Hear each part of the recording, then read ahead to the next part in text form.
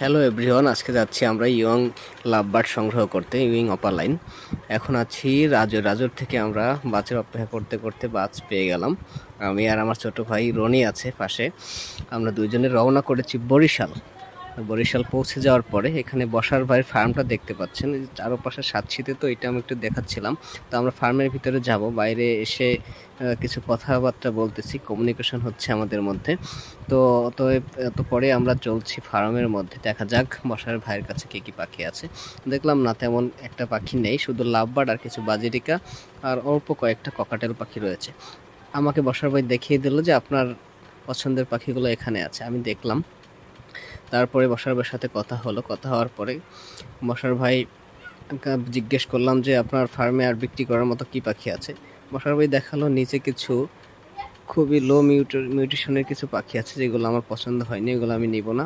তো এখান থেকে আমার আরও বেশি, আমার 3-4 পেয়ার নেওয়ার ইচ্ছা ছিল, আমি 2 পেয়ার নিয়েছি বেছে বেছে, কারণ বাকিগুলো আমার পছন্দ হয়নি। রনি খুব খুশি, পাখিগুলা তার অনেক ভালো লেগেছে। তো আমরা এখন বাসের অপেক্ষা করছি, আমরা আবার ফিরে যাব আমাদের ফার্মে। পাখিগুলোকে নিয়ে কখন ফার্মে ছাড়বো সেই অপেক্ষায় রয়েছি। আমরা এখন আছি বরিশাল শহরে। বরিশাল শহর থেকে বাস পেয়ে গেলাম সাকুরা। যাওয়ার সময় সাকুরায় গেছি, এখন যখন ফিরছি তখনও সাকুরা জার্নিটা খুব ভালো ছিল, গরম ছিল না। যাওয়ার সময় যদিও এসি বাসে ছিলাম, এখন নন এসিতে। তো আমরা পৌঁছে গেলাম বাড়িতে পৌঁছে যাওয়ার পরে পাখিগুলো ছেড়ে দেব কেজে, একটা ফ্লাইং কেজ, অনেক বড় কেজে একটা ছেড়ে দিব। দেখতে চাচ্ছি ওদের কেমন লাগে, ফিলিংসটা কেমন। তো সারাদিনে ভালোই কষ্ট হলো। আমরা 8:30টার দিকে রওনা করেছিলাম, ফিরতে ফিরতে 3টা বেজে গেছে। আর এর মধ্যে তেমন একটা গ্যাপ যায় নাই সময়ের, কোথাও লেট হয় নাই।